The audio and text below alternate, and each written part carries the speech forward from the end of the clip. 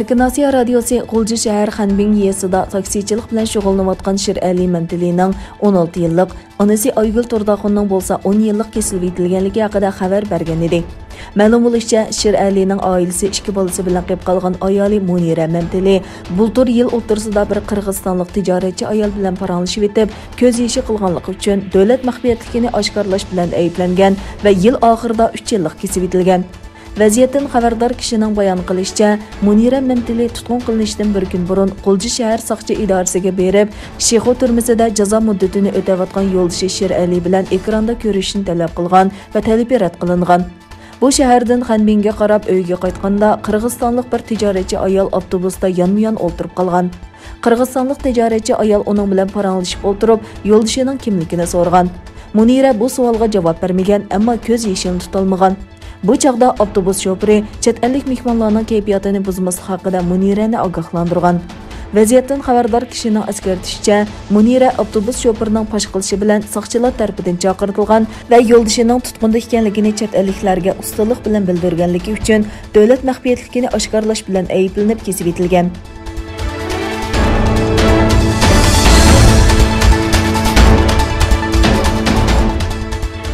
20 asr Uyg'ur xalqining tarixida muhim voqealar davri bo'ldi. Bu 100 yil davomida o'xshashla Uyg'ur diyori azob oqibatga duchor bo'ldi. Uyg'ur diyori tarixidagi aprel oyida yuz bergan muhim voqealar Qirg'iziston Uyg'urlari tomonidan Bishkek va Jalolobod shaharlarida xotirlandi. Bu shaharlarda 1945-yili 8 aprel kuni qurilgan sobiq milliy armiya kunini va 1990-yili 5 aprel yuz bergan bariN voqeasini xotirlash faoliyati uyushtirildi. 8 aprel kuni faoliyat Qirg'iziston Uyg'urlari ittifoq jamiyatining uyushtirishi bilan Bishkek shahrining Alamidan 1-mahallasida madaniyat uyida o'tkazildi. Murosimga Cho'y viloyatidagi Uyg'ur jamoatchiligi qatnashdi. Bu yig'inga Qirg'iziston Uyg'urlari ittifoq jamiyatining raisi Asqar Qosimov riyosatchilik qildi. Oldi bilan qahramonlarga atab xatma Qur'on qilindi. Ondan falsafa fanlarining kandidat doktori Akbarjon Bog'donov bariN voqeasi to'g'risida tafsiliy doklad o'qidi. Öz dokladida Akbarjon efendi 1990-yili 5 aprel kuni yuz bergan bariN voqeasini bariN İnqılabiy deb atadi.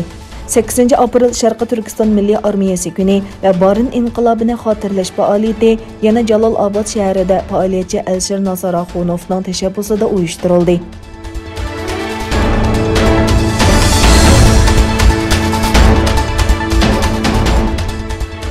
Xitoyda Ali Babaga rekord xarakterlik jazo berildi.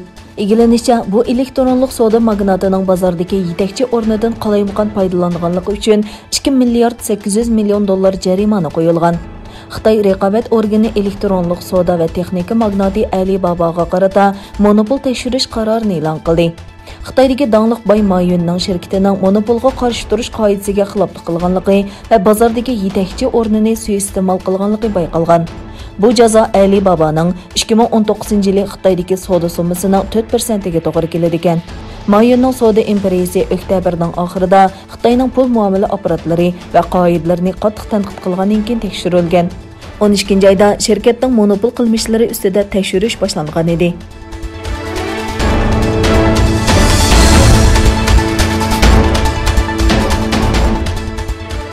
Ukraynaning sharqida Ukraina bilan Rossiya o'rtasida jiddiylik kuchaymoqda. Rossiyaning tajovuzchiligiga qarshi Kiyevning yanada turganligini e'lon qilgan Amerikaning ichki urush paraxotining Turkiya bo'g'izidan Qora dengizga qarab yo'lga chiqishi uchun Anqaraga diplomatik uqtirish qilinganligi bildirildi. Anadolu agentligining diplomatik manbalarni asos qilgan xabariga qaraganda, 15 kun burun diplomatik yo'llar orqali Amerikaning ichki urush paraxotining Monterekis ahdinomasiga asosan Qora dengizga avatilganligi to'g'risida uqtirish qilingan. Manbalarda deyilishicha, bu paraxotlar 4-maygacha Qora dengizda qoladi ekan.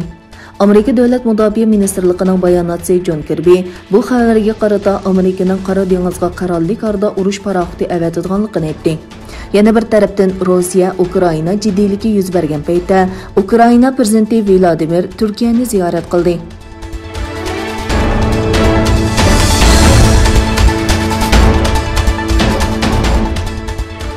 Xitoy koronavirusining ta'siriga eng ko'p uchirgan davlatlarning biri bo'lgan Hindistonda yuqumlanish boshlangandan buyon kundalik yuqumlanuvchilarning soni eng yuqori saviyaga yetdi. Virus keltirib chiqargan o'lim soni 168.436 ga yetdi.